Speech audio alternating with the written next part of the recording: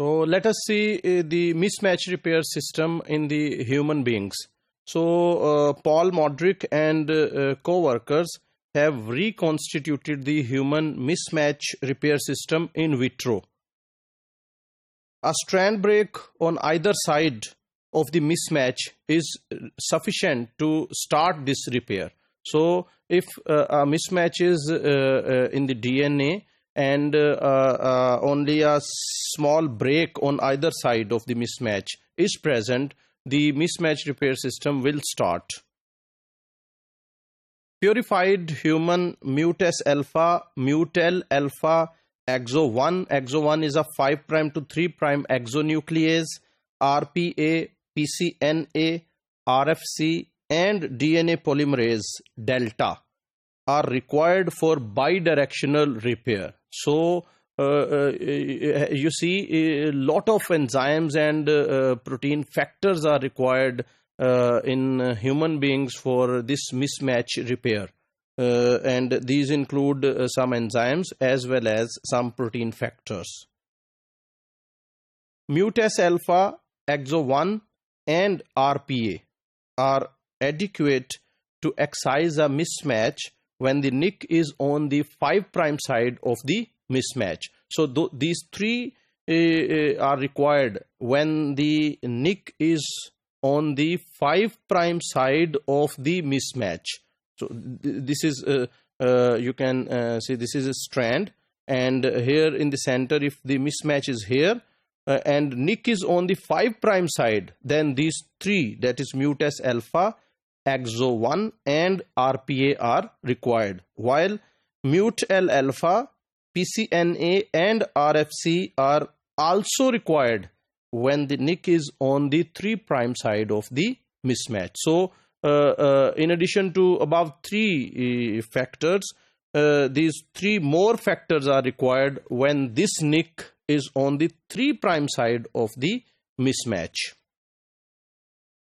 The observation that the mismatch repair system can degrade newly synthesized strands with a nick on the 3' side of the mismatch was very puzzling, because the AXO1 degrades DNA in a 5' to 3' direction. So it starts degradation from 5' to 3 direction. But when the nick is present on the 3' direction, how this enzyme will degrade from 3' to 5'?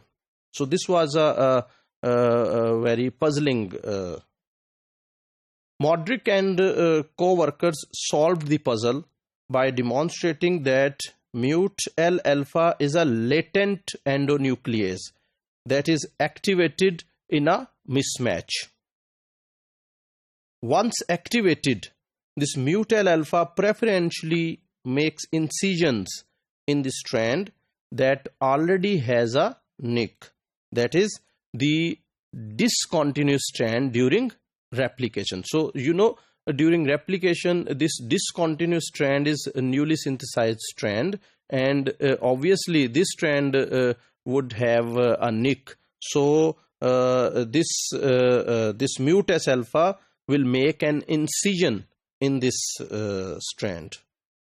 The endonuclease activity appears to require an amino acid motif present in the PMS2, but not the MLH subunit. So it doesn't require MLH1 subunit. Rather, it requires an amino acid motif.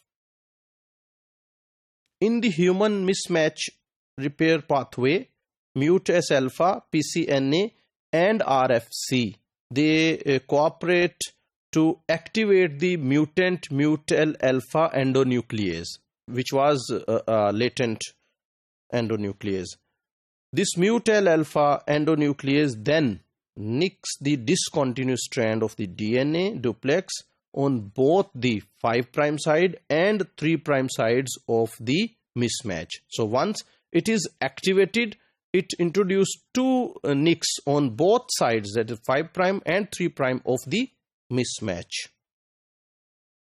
When the original nick is on the 3' side of the mismatch, mut L alpha incision produce a new 5' terminus on the far side of the mismatch that can serve as an entry site for mut S alpha activated AXO1. So if the initial nick is on the 3' side, a new nick is introduced on the far side of the strand, that is on the 5' side.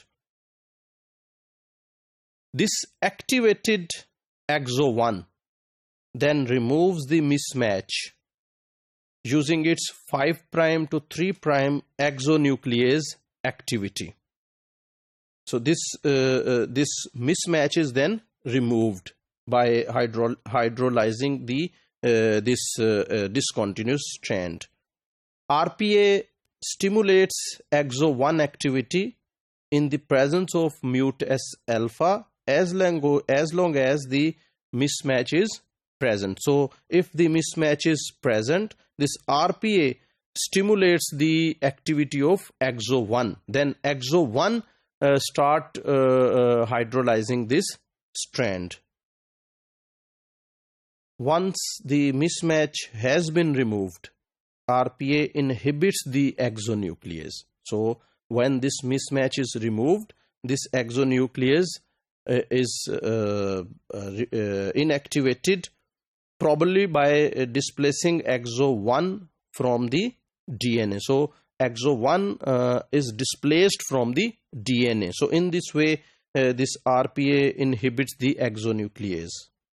So here in this picture, you can see these two sides, these two pictures, and this picture demonstrates the 5' directed nick repair, and this picture describes the when the nick is on the 3' side. So here you can see this is mut S alpha, and this is mut L alpha, and this is RFC and PCNA.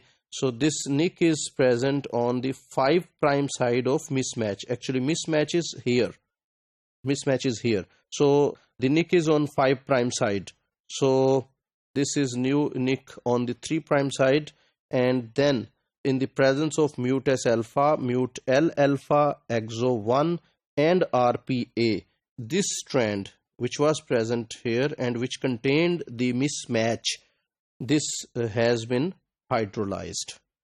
Similarly, here you can see this is a 3' directed mismatch repair. So mismatch is present here and a nick is present on the 3' side here. So in this way, a new nick is introduced on the 5' side, and then this is hydrolyzed from 5' to 3' direction in the presence of mut S alpha, mut L alpha, AXO1 and RPA.